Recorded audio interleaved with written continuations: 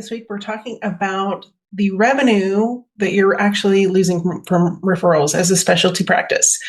You likely know you're losing referrals. It's a big conversation topic right now for most practices. But what you probably don't know is what it's actually costing your practice to lose those referrals. And that's what we're going to dive into today with some specific examples as well as an action plan. Because if you tune in every week, you know that you get an action plan within each of these episodes that you can take back to your practice and start to see traction and improve not only your referral process, but the revenue that you're losing along with it. So I always tell people I'm not a mathlete. I'm not a mathematician, but I can do marketing math really, really well. And that has been a saving grace for not only my business, but for my clients. And it's really important that you know the math when it comes to your referrals. And when we're looking at referrals, I read a couple of recent statistics in practices that lose just 3 surgical patients a week. That can lead to attrition of $18,000 a week. Now, I'm going to let you do the math as far as what that would be per year, but that's just 3. And that's on the very conservative side of the number of patients that you're losing from referrals every week is. We're going to dive into some more specialty numbers, but if you're looking at $18,000 a week, you're looking at just under $1 million a year that your practice is losing because referrals are falling through the cracks. So if this is you, stay tuned to this episode because you're going to want to dive into not only the math for your specific practice, but also ways that you can get on top of this without stressing out your team, without adding a bunch of more money to your marketing budget, and more importantly, without hiring more staff that you plug into a system that just isn't working. If we haven't met yet, I'm Alisa Conner, and I help both specialty medical practices and professional services organizations grow, not by outspending their competitors, but instead by creating both patient and client experiences that are worth talking about. So let's dive into this week's episode. And if you are in a specialty medical practice or any medical practice for that matter, you probably are very aware of the referral leakage problem. And it may or may not be hitting your practice really hard, depending on what kind of practice you have and how reliant your practice is on referrals. Most medical practices, especially outside of primary care and traditional medical practices, rely heavily both on professional referrals, but also personal referrals. Yet almost no practices I talk with have a system in place to process those referrals. And so oftentimes it ends up on either the practice administrator or the practice manager's already full to-do list. And that is part of the problem of why things are falling through the cracks. It is to no fault of theirs. It's just that the process doesn't exist. So if we look at what's actually happening within most medical practices, it looks something like this. You get a professional referral or a handoff from one of your partners, your referral partners, whether that's a primary care doctor or some other specialist that you partner with. And then it starts to go through the process. But there can be hiccups along the way, whether that's left in the hand of the patient who has taken on the responsibility to get back to you, or it has fallen through the cracks at your office because everybody's plate is full. It can be any number of reasons as to why that referral doesn't move forward. But what's scary is the revenue that's getting lost because that process doesn't exist. When there's no clear process, it doesn't encourage those referrals to come to your office. And most of the time they end up going somewhere else. Unfortunately, this means you're actually losing 2 things, not just referrals. Yes, you're losing the referrals and the potential revenue of those people who could become patients, but you're also dimming the relationship that you have with your referral partners. Because as things fall through the cracks, the level of trust that they once had with you diminishes every single time. And that affects your relationships with those referral partners that you've spent an enormous amount of time trying to grow and cultivate. It erodes them very quickly. And it takes a lot more time and attention to rebuild something where trust has been lost. But what you're going to find is that neither one of those losses shows up on any kind of report, whether it's a financial report or a marketing report, because there's no system to track what's being lost. And that is typical for any medical practice. I mean, you're not tracking something that you didn't know you should be tracking. What I find with many practices, when I start to dive into an assessment with their practice is that they have a number of similar challenges across specialties. So you could be in veterinary surgery, you could be in ophthalmology, you could be in orthopedics, or even functional medicine, and you're going to struggle with these same challenges. You either have no process in place. So when a referral comes across someone's desk, whoever sees it first handles it, or they don't, one or the other. And there's no tracking metrics in place for where it is or who's handling it. It's just sort of whoever can get to it first gets to it. And oftentimes that means no one gets to it. The other problem I see within practices is that there's no process to follow. And so they don't know like what happens here. And then if it gets stuck here, what happens, who follows up on it? And is there a follow-up email that goes out to people? Or is there some kind of sequence that you need to follow to ensure that that patient actually gets in the door? And if that isn't happening, where is the ball being dropped and who's supposed to pick it up next? The other thing that I find is that with staff turnover and people that, call out because of sickness or kids or whatever it might be, those absences really affect that process. And there's no one there to pick up the pieces. So you have a process that's reliant on a team that everybody has their own way of doing it, but nothing has been put into a combined process so that somebody can walk in and pick it up if that person quits without notice, or if they are gone for an extended amount of time, or even go on vacation. That process completely falls apart and nobody knows what they were working on or who the referrals were. And I'm sure there's some kind of there's an attempt to hand that off to someone else, but everyone else's plates are full. And if you are struggling with keeping people on staff, like most medical practices are, that can just be one more thing that somebody adds to their daily list of tasks that they just can't get to. Unfortunately, who takes the brunt of this is either the practice manager or the practice administrator. And they get hit from all three sides. They get hit from patients who are frustrated because they can't schedule. They get hit from the referring providers who are wondering what happened to their referral patients that were sent over. And they get hit by the docs because the schedules aren't full. People aren't getting on the schedule from the referral partners, and they are being hammered all the time with this problem, with no solution in sight. Let me ask you a question. If your best intake person were to quit tomorrow or take an extended leave of absence for whatever reason, what would happen to your referral process? Would it walk out the door with them? Would you be lost and not know where anything was?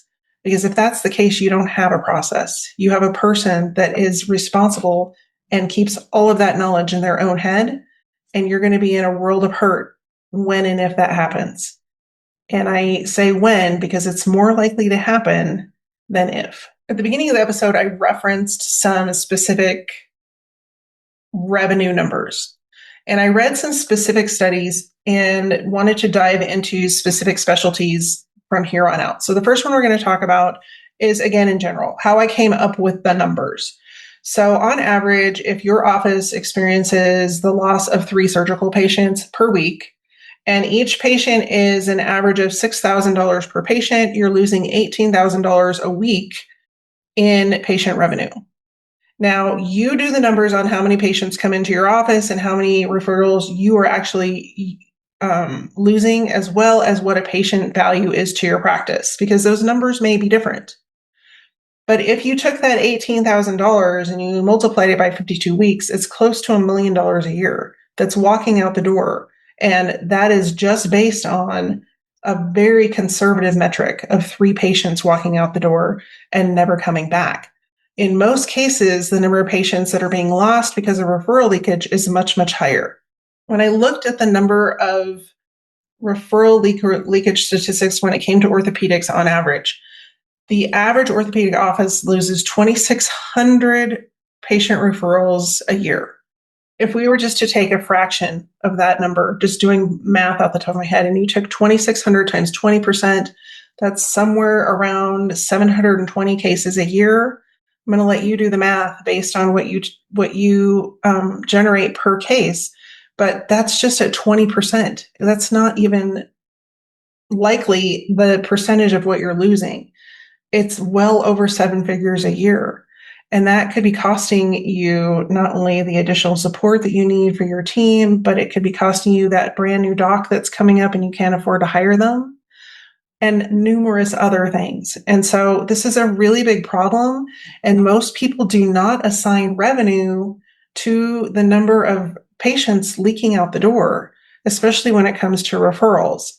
So I want you to draw your attention to those numbers and actually do a little math for yourself to determine, even conservatively, what that looks like for your office. And in orthopedics specifically, referrals are on the decline, and there are ways to fix that problem. And we're going to talk about a few of those in just a few minutes. The other area that I looked at was functional medicine. Now, functional medicine is a little bit different because they don't necessarily have the professional referrals that other specialty practices might have. A lot of their referrals are word of mouth or other patient referrals and things like that, but that doesn't mean that they don't have the same challenge, because they also normally do not have a process around their referrals. And so when I pulled the numbers for functional medicine, they were a little bit different because one, this is all self-pay, typically self-pay and not insurance backed. And also, so the patient investment is a little bit lower, but also functional medicine practices don't typically have the same patient load as other specialty medical practices might have. So on average, what I found was that functional medicine practices have around 25 new patients a week, depending on the number of docs in the office. So that's around 1,300 per year. And that with functional medicine, that the value of functional medicine is built over time. So most people are not going to come in and sign up for everything that the office offers at one time. You have to build trust with that person, and then the revenue increases over time. So you need to take that into consideration when you're doing these numbers. Like, your first time patient is not going to be the same value as somebody who is a longer term patient if they get there. And that's another struggle area for functional medicine, is that they don't have a patient journey designed around keeping people in their programs. So that's another unique perspective, is where are you also losing money there? So if we look at also their attrition rate being between 15 and 20% of those 1,300 patients per year, that can represent hundreds of thousands to even $1 million a year over lifetime value for those patients. And that is significant, especially because patients are paying out of pocket. And a lot of functional medicine offices struggle with generating consistent revenue or keeping their revenue flowing because they don't have processes built not only around referrals, but around retaining their current patients. So it may appear that there's quite a big difference between specialty medical practices, and the mechanism for which how they work with you could be different. But the starting point where the referral leakage begins is the same, regardless of specialty. It's when the referral comes in to the point where you can build trust with that referral and their first contact entry point. So if somebody's coming in and they don't feel like they can trust you with their health moving forward in a surgical capacity, what are the chances they're going to become a patient? Slim to none. Even more so, that can be exasperated when it's in functional medicine, because this is something they are paying for without having insurance to assist with those costs. So if you're not, 100% building their confidence and trust within your organization right away, they're not going to stick around as a long-term patient. And that is really where your revenue starts to be generated from. The last area that I looked at was veterinary surgery.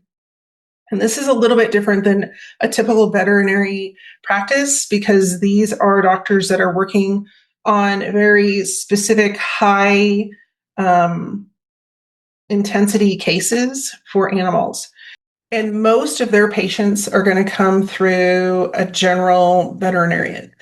And so if they don't have a process in place that makes those referrals feel like they are seen and well taken care of, and that they that the office is reporting back to the general physician that referred them, you are breaking trust all over the place. And especially if that isn't established right away, your referrals from those general physician veterinarians is going to dry up quickly. And that is the basis of your business. So you need to ensure that you have a process in place that makes those referring doctors as well as their patients feel like they have come to the right place, that they're going to be well taken care of, and that there's follow through on both not only the referring doctor end, but also the patient end.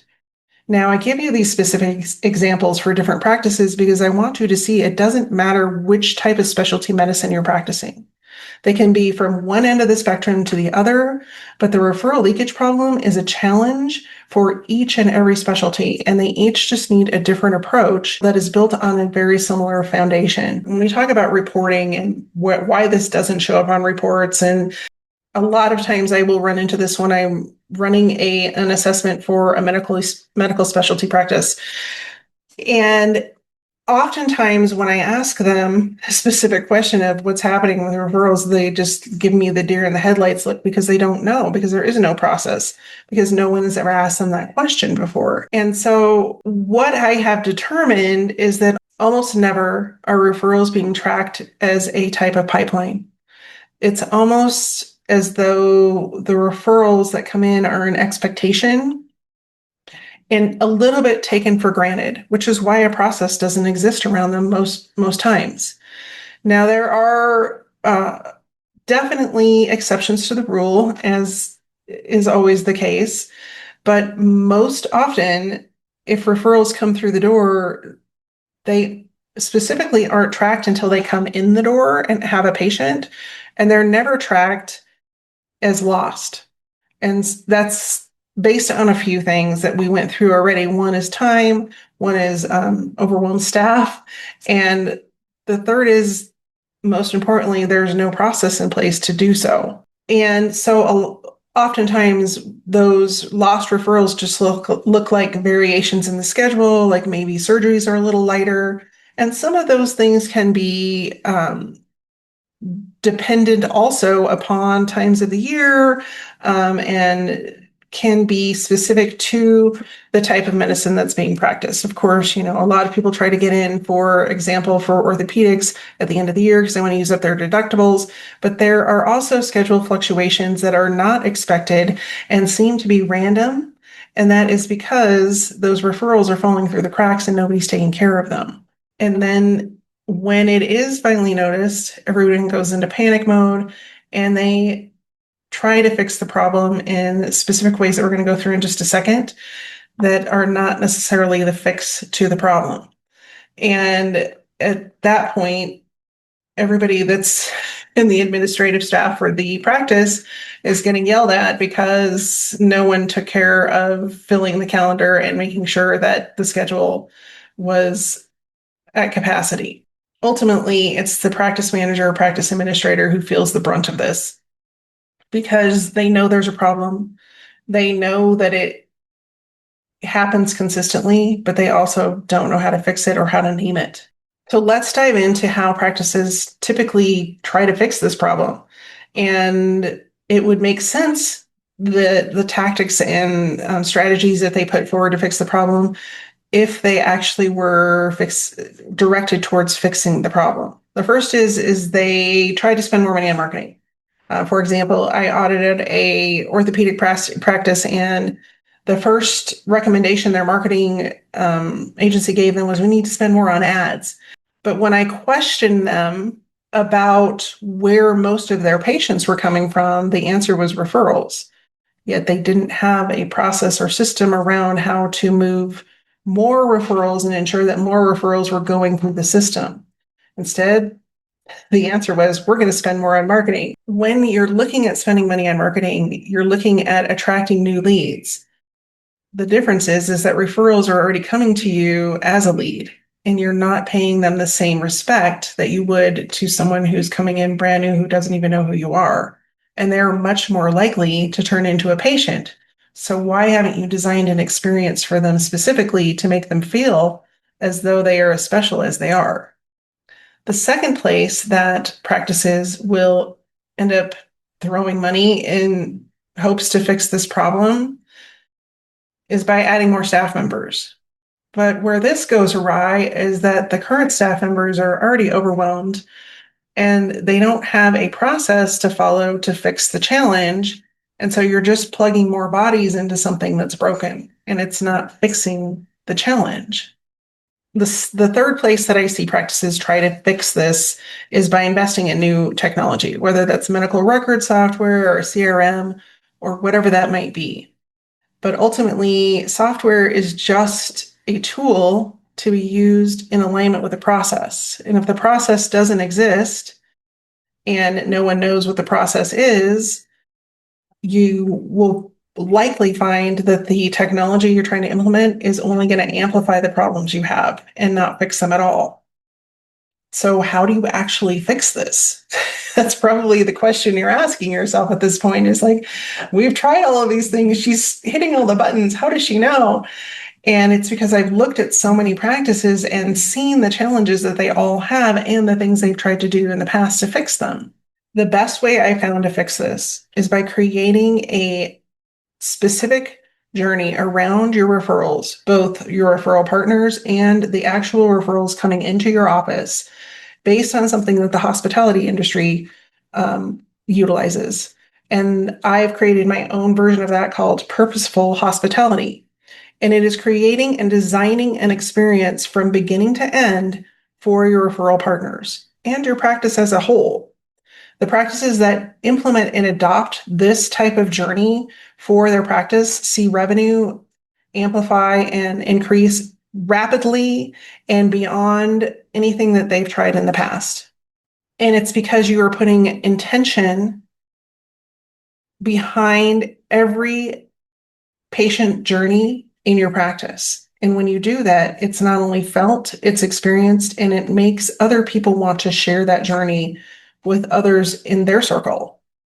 One of the things I hear most often from practice managers and practice administrators is they can't get their docs or their leadership team on board with fixing the referral problem. Nobody wants to address it. They just sort of throw it under the rug and hope somebody on their administrative team will handle it or assume that it is being handled. But when they can go to the practice owners and the leadership team and even the docs and say, did you know we're losing almost $900K a year just in referral loss? It kind of stops their brain for a minute and makes them pay attention.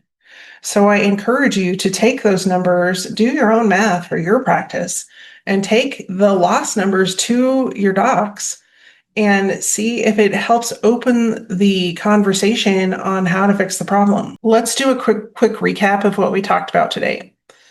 The first thing that we discussed was that the loss for referrals is not just some random number out there, a percentage, but it's actually measurable and it equates to a lot of revenue loss, like substantial revenue loss into millions of dollars.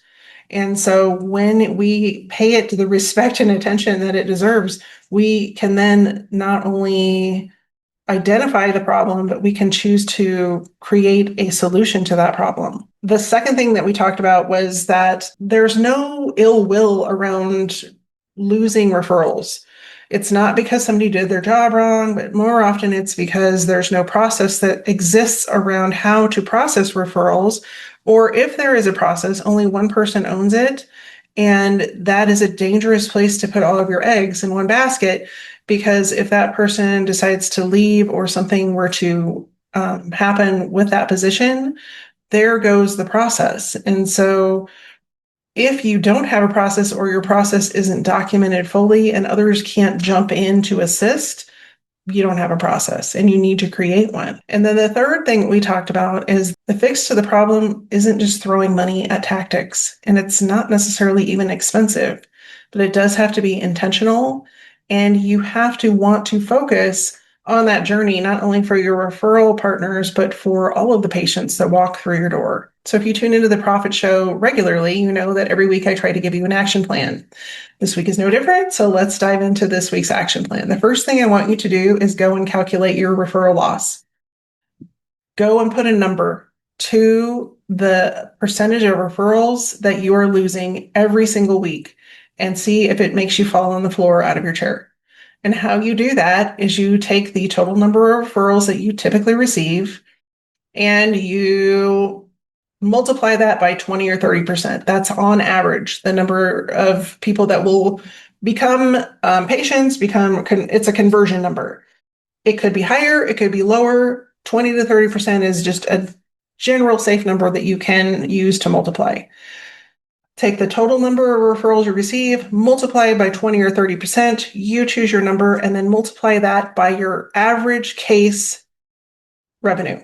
So if that is a surgical case and your average case revenue is $6,000, then you would multiply that number by 6,000, and that's going to tell you exactly how many referrals you lose in a week, in a month, a year, whatever you decide to calculate. But you can't start to fix a problem if you can't identify how big the problem is. And so those numbers are going to reframe the way that you look at referral loss. The second action step you can take is to identify 2 to 3 places where people are going from a heck yes, we can't wait to work with you, to a silent no, we're going to go with someone else. And that could be lack of attention, that could be hard to schedule, that could be any variable number of things. It's up to you to go and identify that throughout your practice and see what that is. And then to create an action plan to just try to fix one of those things. You're not going to be able to fix everything. And doing that audit regularly will uncover new things that are happening. Because as you start to become aware and start to fix things, new things are going to pop up. So that's step number 2. And step number 3 is, after you do your math on those referral numbers, is to put those numbers in front of the powers that be within your practice and say, hey, we're losing this much in referrals this month. What are we going to do to fix it? Because I can guarantee you, when you put those dollar amounts in front of those leadership position eyeballs or the docs eyeballs, they will start a popping and they will pay attention and they will find the time, resources, or people to help fix this problem and get it off of your back. And so get your numbers together, put them in front of your people, and then look at, where you're starting to lose people. That's your action plan for this week. If you made it to the end of this episode, you already know the math isn't mathing, and you know there's a problem, and you most likely don't know how to fix it. And you specifically don't know how to fix it on your own. This is the exact reason I created the Referral Recovery Lab, which opens on June 4th for the very first time. I am accepting 20 founding members who are practice administrators in specialty medical practices. That is the criteria. If you are not those people, this is not for you. You can tune out and I'll see you next week. But if you are a practice administrator or practice manager in a specialty medical practice, you might want to listen up for just a couple more minutes. This is a roundtable that I'm putting together for practice administrators and practice managers to discuss all things referral and to work side by side with me to come up with solutions for your referral leakage problem. We are going to meet and we are going to dive into one specific problem together until we come up with a solution. Now, I'm limiting this to 20 spots because it gives me the capacity to be able to work with people one-on-one. And what's great about this is that you also get access to the knowledge and insights and perspective from all other specialty medical practices, whether they're yours or not, and you're going to learn a ton from the people in this group. Now, as a founding member, you are going to get access to this lab at the lowest price it will ever be offered. And that's because you get the unique perspective and opportunity to help design and put this together so that it works not only for you, but includes all of the things that you want it to include. You're going to get lifetime access. And currently, I only have the wait list open. So it is going to open on June 4th, but the people that sign up on the wait list, with the link below the video, or in the description, one of the two, you'll find it in the description or below the video, are going to get first dibs. So if you're interested, I highly recommend getting on the wait list, because the people on the wait list are going to get access to the spots first. And then when those spots fill, they're full. The program will close, and then it will relaunch again later at a different price point. So if you're interested in getting on the wait list, please click below on the link, and we will work together as a team and as a community to solve the referral leakage problem for your practice. If you're on the fence about jumping into a solution, I want you to just go look and see where you're going to be in 3 months with this problem. And if it is somewhere around $72,000 or $50,000, is that not worth taking a look at trying to fix it? That could be someone's salary. It could be one more person to help take things off your desk. So if you're ready to fix the problem and you want an expert by your side to help guide you through creating that process for your referral partners and also your practice, I can't wait to see you inside. Click the link below and get on the wait list. In the meantime, thanks so much for tuning in this week. I appreciate you being here, and I look forward to seeing you next week. Take care, be well, see you soon.